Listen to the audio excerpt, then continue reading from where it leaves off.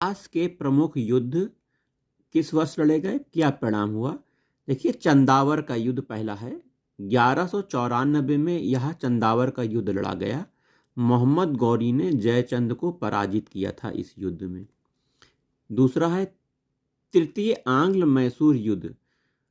Lord Cornwallis के कार्यकाल में तीसरा आंग्ल मैसूर युद्ध लड़ा गया था। 1792 से 92 के समय तीसरा आंग्ल मैसूर युद्ध लड़ा गया। इस तीसरे आंग्ल मैसूर युद्ध में टीपू और अंग्रेजों के बीच श्रीरंगपट्टनम की संधि हुई। तो श्रीरंगपट्टनम की संधि 1792 में हुई थी। अगला युद्ध है चतुर्थ आंग्ल मैसूर युद्ध। लॉर्ड वेलेस्ली के कार्यकाल में यह लड़ा गया। चतुर्थ आंग्ल मैसूर युद्ध 1799 में लड़ा गया। टीपू सुल्तान की इसमें मृत्यु हो गई थी। वहीं अगला युद्ध है तराइन का दूसरा युद्ध। तराइन का दूसरा युद्ध 1192 में लड़ा गया। मोहम्मद गोरी ने पृथ्वीराज चौहान को तराइन के दूसरे युद्ध में हरा दिया। इतिहास के प्रश्न हैं, एक ही कब्र से 3 मानव के कंकाल कहाँ से प्राप्त हुए हैं? तो एक ही कब्र से 3 मानव के कंकाल दमदमा से प्राप्त हुए हैं। बिंद क्षेत्र के जिस शिलाश्रय से सर्वाधिक मानव कंकाल प्राप्त हुए हैं वो है बिंद क्षेत्र का लेखहिया शिलाश्रय।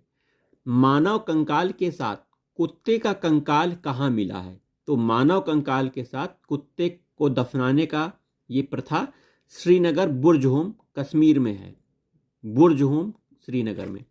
वहीं ताम्राश्रम काल में महाराष्ट्र में मृतकों को घर के फर्श के नीचे दफनाया जाता था।